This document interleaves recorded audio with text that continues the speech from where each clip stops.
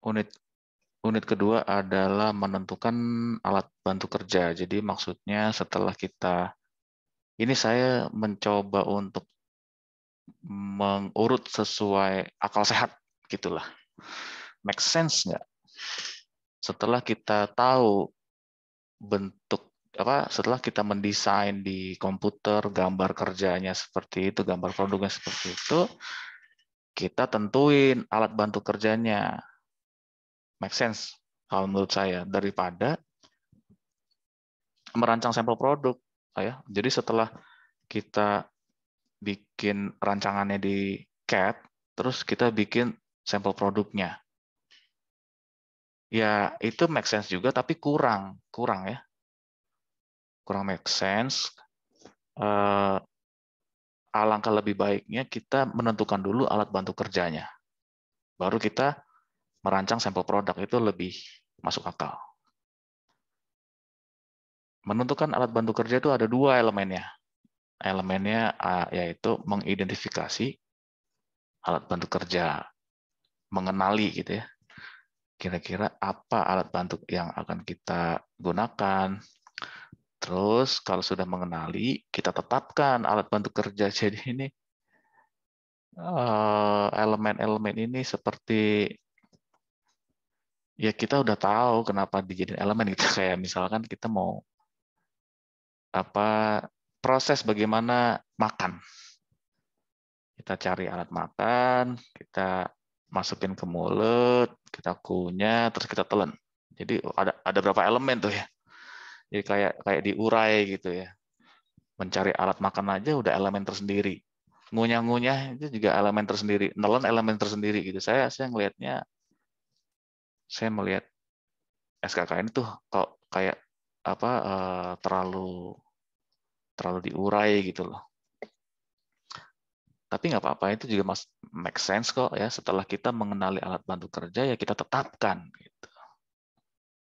Cuma dua ya elemennya di dalam unit kedua. Mari kita lihat isinya. Elemen pertama.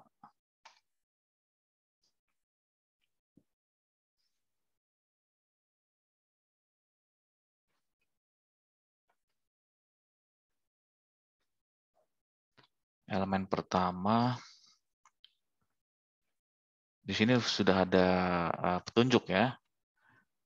Nomor 1, kebutuhan alat bantu kerja diidentifikasi. Ini elemen pertama ini ada 2 pertanyaan ya. Ada 2 pertanyaan. Nah, sumbernya di SKK ini 2016 halaman 27. Gitu. Kalau kamu memang mau benar-benar tahu isinya apa sih selengkap-lengkapnya ya, ada di SKKNI halaman 27. Oke, peserta menuliskan kebutuhan alat bantu kerja yang diidentifikasi berdasar proses manufaktur. Gitu. Ada jig, fixture, gauss, dan lain-lain. Ngomong-ngomong tentang alat bantu kerja ya, moga-moga saya belum menjelaskan nih, moga-moga nih ya. Tapi kalau saya sudah menjelaskan, Anda jangan bosan ya. Yang namanya alat bantu, temannya alat bantu apa? Alat utama. Gitu. Yang namanya alat bantu, kalau dia nggak ada, bisa kerja nggak? Bisa. Kan ada alat utama. Gitu. Kalau alat utamanya nggak ada, alat bantu kerjanya ada, bisa kerja nggak? Ya nggak bisa kerja. Nggak bisa kerja kalau alat utamanya nggak ada. Alat bantunya ada, tapi alat utama nggak ada. Gitu. Misalkan gergaji. Gergaji fungsinya untuk potong. Terus ada penjepit. Fungsinya untuk holder, untuk stay still. Stay still itu diam gitu ya, supaya nggak gerak-gerak gitu. Nah, ini alat bantu, udah pasti ini alat bantu. Ini utama. Utama gitu. Saya pengen motong kayu, adanya alat bantu doang. Ya pasti nggak kepotong. Gitu ya.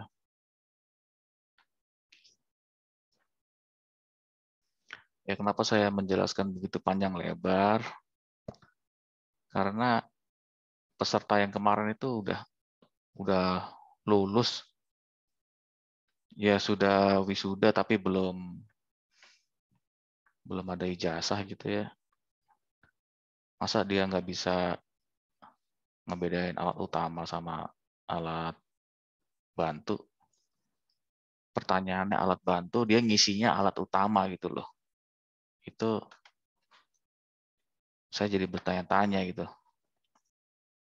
Ini salah di mana? Apa dia bolos atau nggak baca? Itu oke. Ini ya pertanyaan utamanya. Nomor 1 ya. Apa saja kebutuhan alat bantu? Ini kan tadi udah ya. Screenshot alat dari Tokopedia yang menyediakan alat tersebut, atau screenshot dari international web. Namun, jika alat bantu ini tidak tersedia di marketplace, maka perlu screenshot alat buatan sendiri dari CAT. Nggak usah pakai dimensi. Ini udah saya permudah ini. Nggak usah pakai dimensi deh. Gitu. Saya tidak akan menjelaskan ini ya. Jig fixture template gauge ini adanya di adanya di semester 2. Ya. Adanya di semester 2. Apa bedanya jig sama fixture gitu ya. Satu lagi kita mengenal istilah mal. Mal gitu. Mal itu kurang lebih kayak cetakan lah gitu ya. Oke, sampai sini Anda boleh bertanya kalau kurang jelas. Ini nggak harus Tokopedia ya. Tidak harus Tokopedia, jadi Shopee ya. Shopee juga kelihatannya Shopee itu lebih lengkap daripada Tokopedia karena dia kayaknya nyambungnya ke luar negeri ya. Lebih besar servernya. Maksudnya tokonya itu toko bisa bisa dibilang toko internasional lah. Jadinya ya maklum aja kalau dia lebih lengkap. Kalau Tokopedia kan toko lokal. Saya beli komponen elektronik aja bersusah payah di Tokopedia. Akhirnya saya ke Shopee. Gitu ya. Ya, yang nomor 2. Ya. Tuliskan atau screenshot gambar bahan. Oh iya, saya lupa. Saya kasih contohnya aja ya, yang tahun lalu ya. Siapa tahu Anda lebih paham. Mengidentifikasi alat bantu kerja. Saya kasih contoh-contoh yang salah deh. Ya, ya ada benernya juga ya.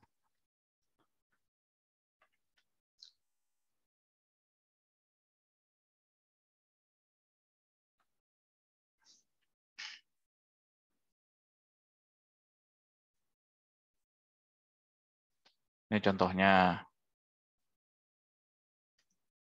Saya nggak bilang benar atau salah, tapi saya mau bilang alat bantu itu kalau dia nggak ada, tetap bisa kerja gitu ya. Dia kan ini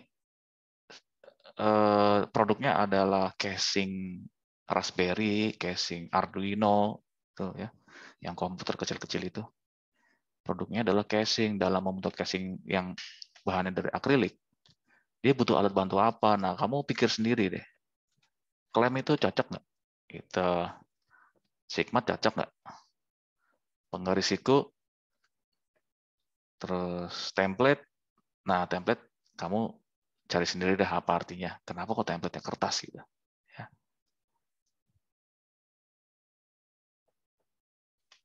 Yang mau saya kasih tahu tuh bagaimana cara jawabnya. Dia screenshot tuh Tokopedia semua ya. Ya waktu itu saya nggak bilang bahwa selain Tokopedia boleh gitu. Tapi kan saya sudah nulis di sini kan, international web. Oke. Pertanyaan kedua, tuliskan, tunggu sebentar. Ini kalau di sini pertanyaan dua sama nggak ya? Soalnya ada yang udah saya update. Tuliskan atau screenshot gambar gitu. Bahan, sumber, apa nih? Sumber itu referensi dan fasilitas pendukung yang terkait dengan ketersediaan alat bantu. Bahan. Oke, bahannya kayu, besi, fasilitas pendukung.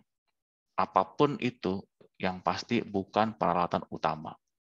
Coba kita lihat jawabannya. Bahan dari peralatan yang dipakai.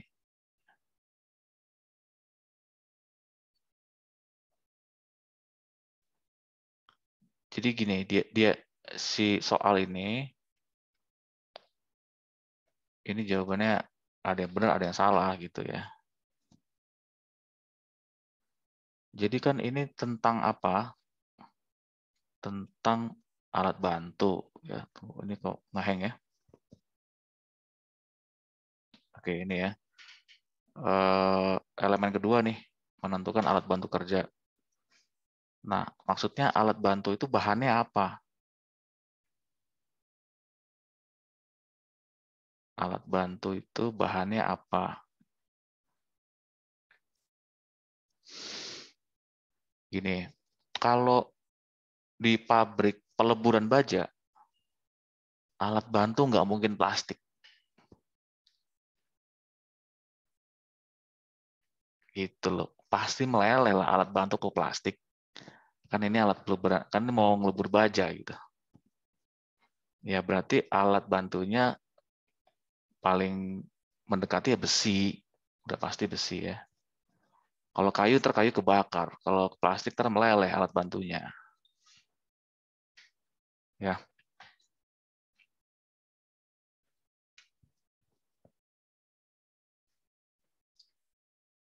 Tunggu, saya pause dulu. Saya mau lihat. Tapi jangan waktunya habis ya. Gini, kamu memastikan ya. Coba kamu nanti kamu baca di sini ya. SKKNI.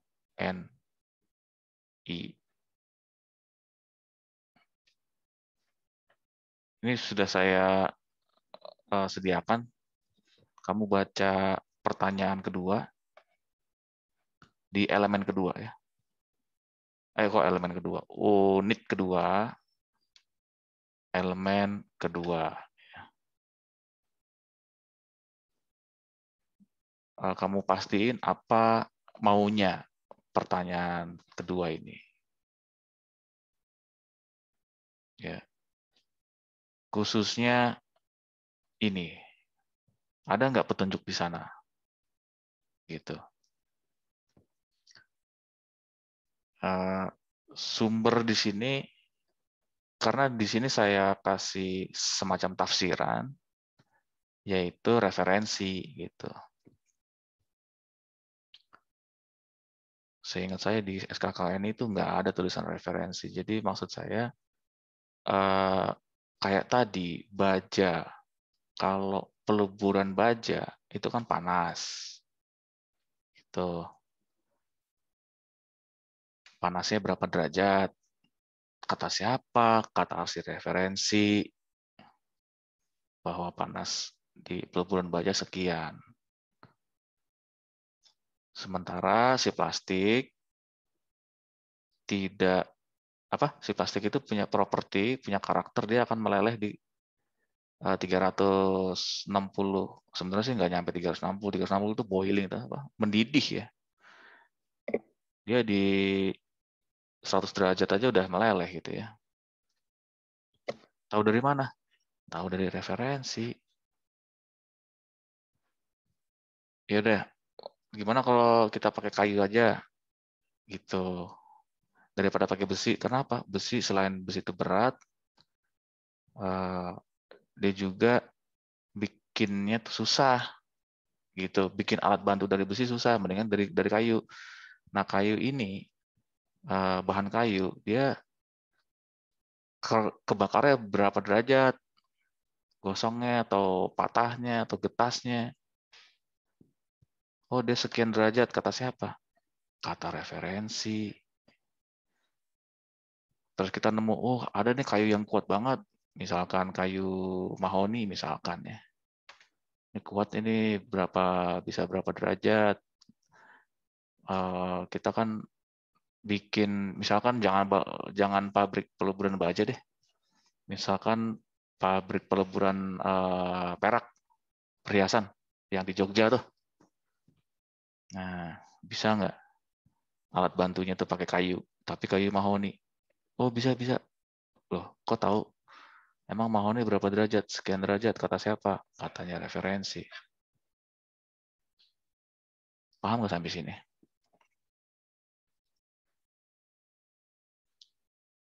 Namanya aja apa? Ini unit apa sih namanya? Menentukan alat bantu kerja. Terus mengidentifikasi alat bantu kerja. Nah, kita tuh maksudnya di sini mengenali alat bantu kerja. Banyak pilihan. Alat bantu kerja enaknya dari kayu apa dari plastik? Ya tergantung kita lagi mau bikin apa. Apakah jangan-jangan alat bantunya malah rusak gitu. Ya.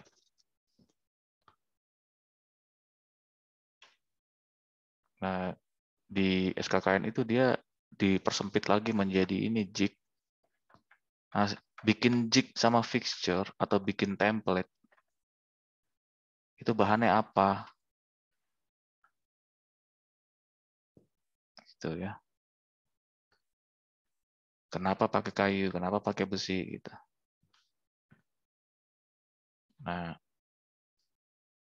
untuk kalian lebih jelasnya, maka Anda baca SKKNI unit 2. Oh, sorry. Jangan unit 2. Elemen 2 ya. Unitnya apa? Unitnya adalah menentukan alat bantu kerja. Itu unitnya. Nah, kenapa bukan unit 2? Karena ini kan yang di dalam SKKN itu udah saya atur lagi gitu ya. Setahu saya menentukan alat bantu kerja ini bukan unit 2, bukan. Maka kamu carilah di SKKNI unit menentukan alat bantu kerja. Untuk apa kamu cari? Ya untuk memastikan pertanyaan itu maunya apa. Ya. Nah, kalau kamu setuju sama saya tentang ini, ya kamu nggak usah baca. Nah, terus bagaimana dengan fasilitas pendukung? Ya, itu tadi ya. Apapun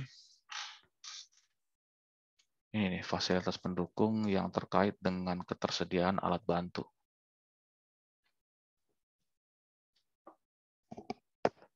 Ya. Ini agak, coba kamu cari apa namanya, sumber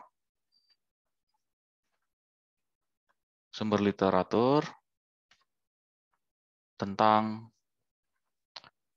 ini, fasilitas pendukung yang terkait ketersediaan alat bantu kerja.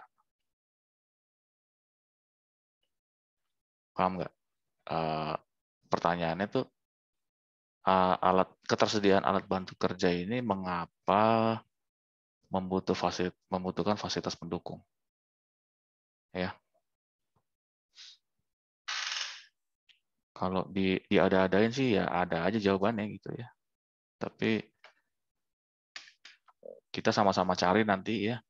Saya juga mencari Kalian juga mencari. Nanti kita beradu sumber. Ya, kalau kamu nggak mau nyari ya berarti tinggal tahu hasilnya aja. Nanti saya periksa nih salah apa benar gitu ya. Kalau saya suruh ganti gitu ya. Kalau kamu nggak mau ganti ya apa alasannya? Sumbernya dari mana? Gitu loh maksud saya. Kita ke elemen kedua ya. Setelah kita identifikasi beserta alasan-alasannya, kita tetapkan alat bantu kerja. Gimana cara menetapkan alat bantu kerja?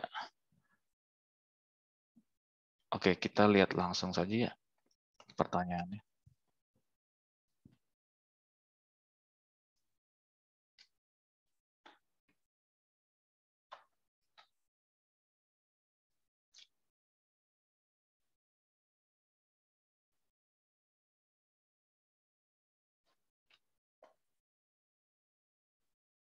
Screenshot gambar dan dimensi alat bantu kerja. Oh, sebentar ya. Yang tadi gimana itu?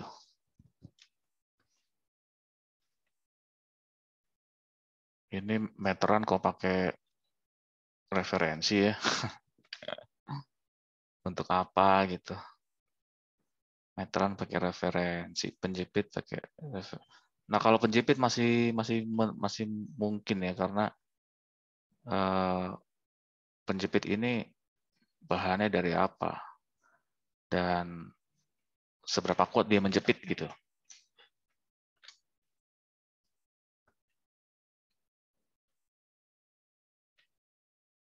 Nah, di sini kan dia peralatan pendukung ya, bukan fasilitas. Nah, itu yang saya apa namanya? Apa jangan-jangan SKKI-nya salah gitu. Jangan-jangan bukan fasilitas pendukung tapi peralatan pendukung. Nah, makanya tadi saya minta coba kita cari sumber lain gitu ya. Sumber literatur yang mengatakan bahwa alat bantu itu butuh fasilitas gitu. Ada nggak gitu ya? Nah, ini udah benar ini kalaupun ternyata peralatan pendukung, ini udah benar ada alasannya. Jadi nggak cuma screenshot doang terus pergi gitu. Lah, alasannya apa gitu loh. Jangan sampai cuma screenshot doang tapi juga harus ada alasan-alasannya ya.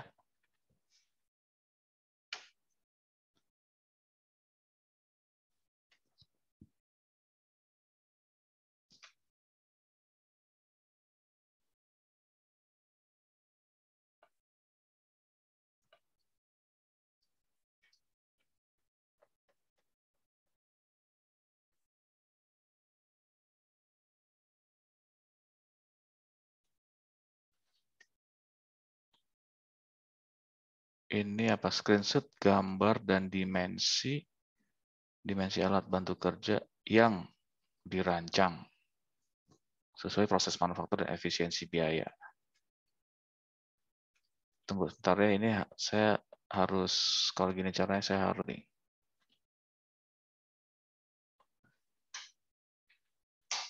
Jadi SKKNI itu benar-benar bukan ini ya, bukan maksa, bukan memaksa kita untuk harus merancang, bukan. Maksudnya seorang eh, seorang yang kompeten di bidang sistem manufaktur, khususnya di klaster PPPM gitu ya. PPPM kan judulnya apa? Perancangan produk dan proses manufaktur, khususnya yang proses manufaktur itu harus bisa merancang alat bantu. Ngerti nggak? Orang yang kompeten di bidang proses manufaktur, dia harus bisa merancang alat bantu kerja. Ya, paham nggak sampai sini?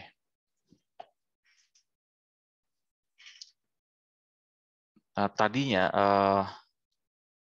tadi kan saya bilang evolusi ya, persepsi.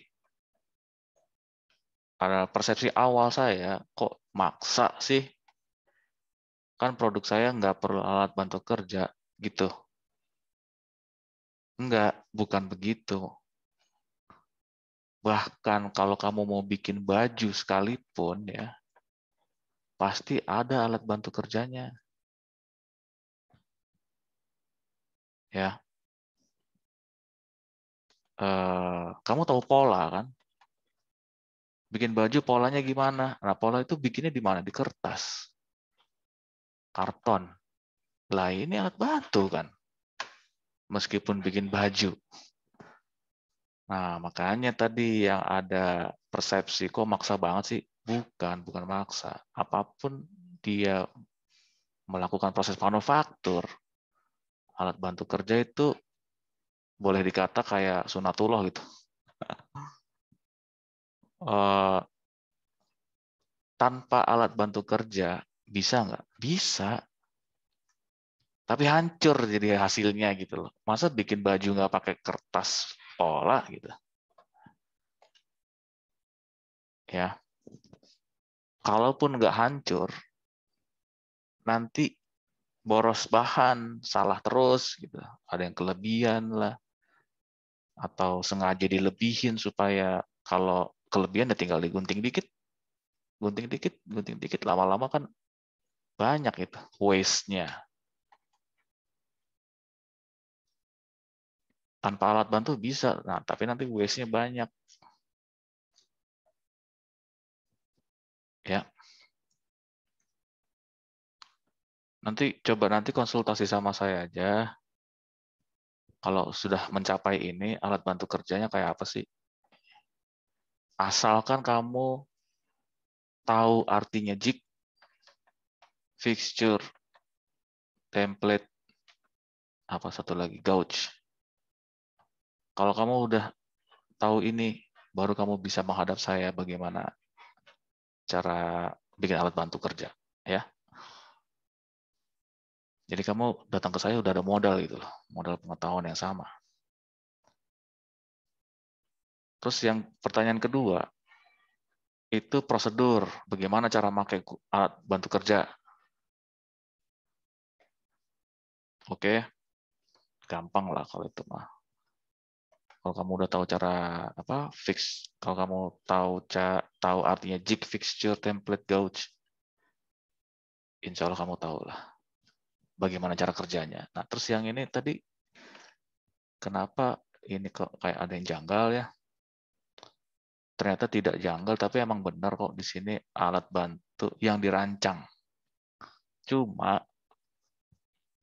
ini nggak kelihatan gitu. Dia ini ngerancangnya di atas kertas gitu. Jadi seharusnya motonya adalah kertas yang difoto, malah orangnya gede banget gitu loh. Kamu jangan foto kayak begini ya. Tapi ini kan cuma eh, dokumentasi ya. Saya hadir di sini, saya sudah lihat gitu. Nah, tapi bagaimana dengan kalau saya tidak hadir? Kalau saya tidak hadir ya fokus aja ke kertasnya gitu loh. Kalau saya hadir kan saya pasti sudah melihat ya. Cuma saya udah lupa ini udah setahun yang lalu masalahnya. Oktober kan? Oh ya ini dia nih. Akhirnya ya ya benar. Ini yang di tapi ini masalahnya ini bukan alat bantu ini. Oh ya ini alat bantu template ya. Nanti ini digunting eh, terus ditaruh di akrilik. Ya template. Oh itu udah saya kasih tahu tuh template ya.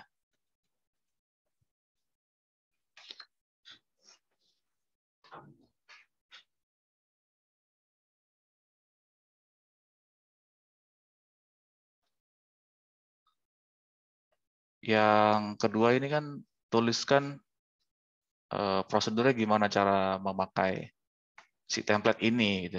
Kebetulan dia pakainya template nih. Terus ada fotonya, ada penjelasannya, ya. Udah selesai. Itu adalah unit apa nih kalau di sini? Menentukan alat bantu kerja, gitu ya. Menentukan alat bantu kerja ini tunggu sebentar deh, ini saya pause dulu. Menentukan alat bantu kerja itu dia adanya di unit unit di sini, gitu. Jadi habis dari merancang, kalau ke sini tuh kayaknya kurang make sense ya. Makanya ke sini dulu gitu. Nanti ketika merancang sampel produk, kita bisa menggunakan ini gitu loh. Make sense-nya itu di situ. Ya.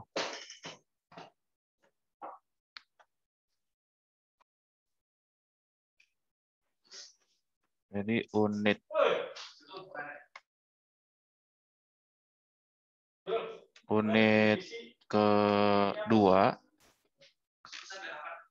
kedua ini udah selesai. Selanjutnya merancang sampel produk. Nah, merancang sampel produk. Oke, kita sudah 1 jam ini. Jadi kita lanjut minggu depan. Silakan kalian